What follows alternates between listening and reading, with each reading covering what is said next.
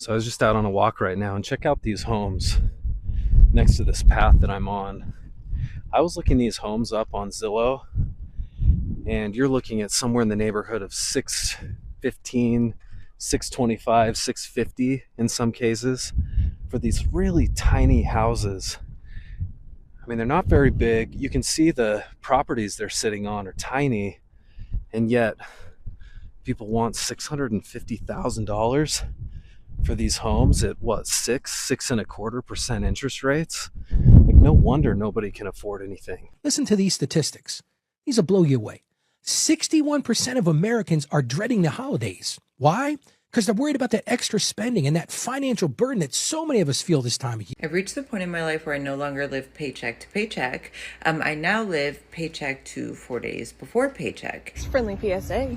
12 packs of soda are $12 now. If the next 30 years are like the last 30 years, the average house will cost $1.6 million. 53% of millennials have more debt than retirement savings. 46% of boomers are living on less than $100,000 in retirement. 1/3 of Americans expect to keep working past retirement age because they'll have to. There's two spectrums here. There's the I'll never have enough to retire, and so I'm just not gonna invest. And then there's those who they're doing as much as they can, but they're crippled by the payments and lifestyle that they have created for themselves. What percentage of Americans are actually making six figures based upon their age? Well, a new study from the Labor Bureau Statistics just came out, and here's what they said. If you're 55 years old or older, then 16% of your peers are making six figures. If you're 45 to 54, then 20% of your peers, that's 1 in every 5 people, is making six figures.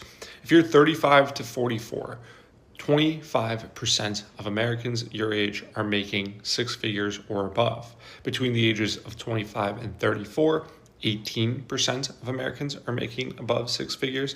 And if you're between the ages of 18 and 24, then 7% of Americans are making six figures. What's the cost of living for a single person in Denmark versus California? An apartment in California is going to cost you about $1,200, and in Denmark, $1,000 a month. Utilities, water, power, gas is going to be about $100 in California. In Denmark, it's going to be $170 on average. So in California, it's going to be about $300 a month for food for a single person, and in Denmark, it's going to be $200 a month. Entertainment and eating out is going to be about $200 for both California and Denmark. Internet and cell phone are going to cost you about $100 in California and in Denmark. In California, health insurance is going to cost around $300 a month, while in Denmark, the government pays for it. So in California, the average cost for transportation is going to be around $400 to $500 a month. And in Denmark, a lot of people don't drive cars. It's about $50 a month for a bus pass. So the average cost in California to live monthly is $2,500 to $3,000. Denmark, it's going to be around $1,700 to $2,000. Americans want to move to Italy until they realize that in order to make $38,000 net income after taxes, they actually need to have an $88,000 salary.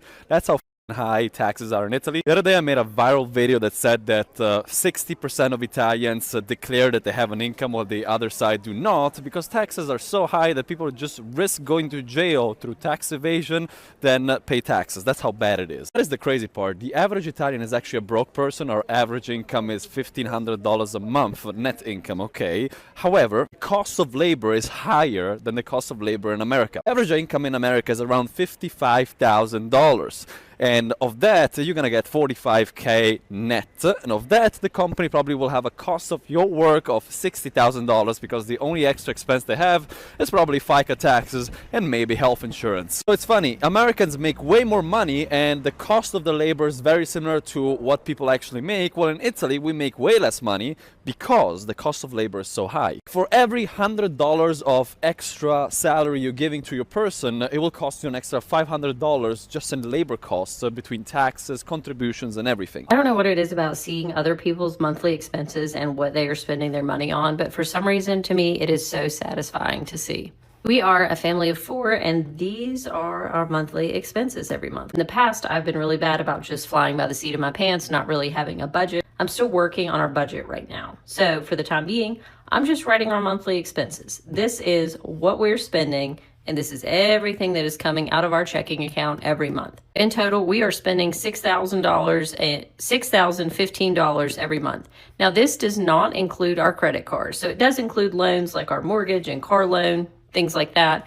But we have about $130,000 in credit card debt, and this is not included in that. That payment is another $2,800. How the times have changed. Basic grocery purchases by Kevin McAllister in the 1990 film Home Alone went from $19.83. Today, the same experiment ran a bill over $72 at one Chicago grocery store. The leap from 2022 to today is wild, but let's look at purchasing power. In 1990, these groceries were $19, and the median household income was $40,000. Fast forward to 2022, the groceries basically doubled to $44, and the income doubled as well. That all makes sense.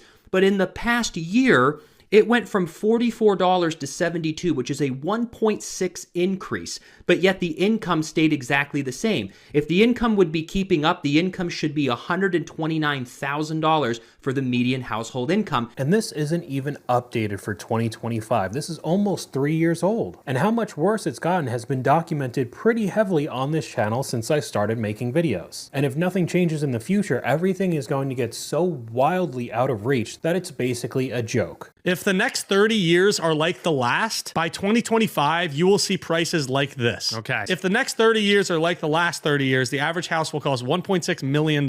Yeah, no, that's painful and that hurts. Yeah, we're on a sad decline. Okay, a new car, if the 30 years are like the last 30 years, will cost $218,165. I can't afford that, Brian. Which is the cost of like a very small house in New Jersey. Oh my goodness. Guess how much average rent will be in 2055? Let's go $4.5 thousand.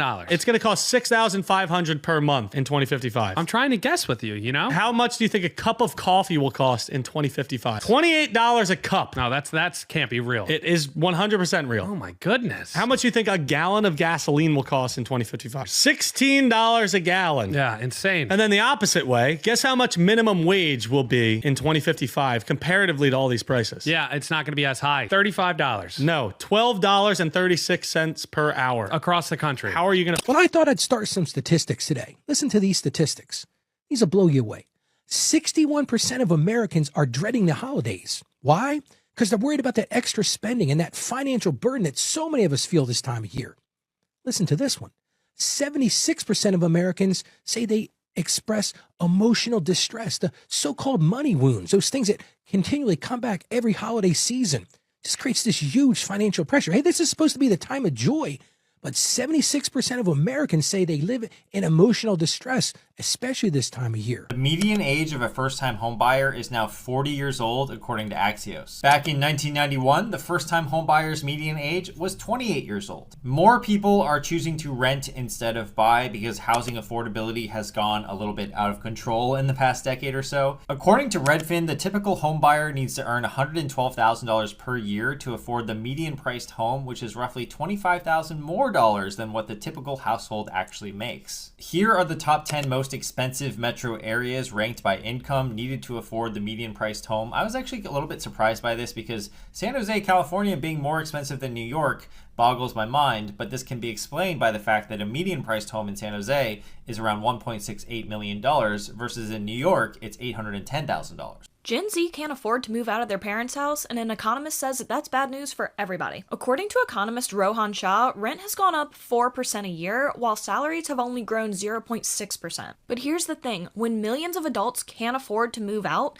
it quietly changes how our entire country works. When you stay home longer, you naturally meet fewer people. Less dating, less social mixing, less opportunities to form connections at a younger age. That delay ripples into marriage, starting a family, even things like who's contributing to Social Security. Right now, there are about 1.5 million more young people living with their parents than there were 10 years ago. And Shah says that when there are fewer people working full-time and having kids, government programs that depend on payroll taxes get squeezed. And experts say that money is the biggest reason behind all of it. People are waiting to get married, have kids, or buy a home until they feel more financially secure, which for a lot of people just isn't happening yet. Daycare cost right now, Arlington, Virginia, is $146,000 over 5 years. $150,000 insane. For 5 years. All right. What's the point of even working at that point? So my car insurance went up. Why? Who the knows. You know, I'm already paying over $200. Just keep increasing. Bro, I just don't care. Like, I honestly just don't give a anymore. I've been planning to go to Texas as a little vacation, also to see my friend. And I haven't had the money to go, but I might I might just go. Like, I honestly just, like, you know, I'm so worried about saving money. I'm so worried about the future, bro. I don't see a future, so I don't care. Like, I keep seeing more and more TikToks about people who are just giving up, bro. And I have never been the person to, like, give up. But at this point, I just don't care. I just read that the average car payment in America is $900 a month. The saddest part is a lot of people don't have a choice but to pay the $900 a month. And hear me out. If you don't have money for a down payment, you're screwed. If you don't have good credit, you're screwed. Your interest rate is going to be really high. But if you buy a cheap car and get a lower payment, you're at risk to not even have your car survive the entire time you have a loan. And then you have the option to lease a car, but you're still paying $300-400 a month, and you're literally essentially renting a car. You have to give it back. So all that money is going nowhere.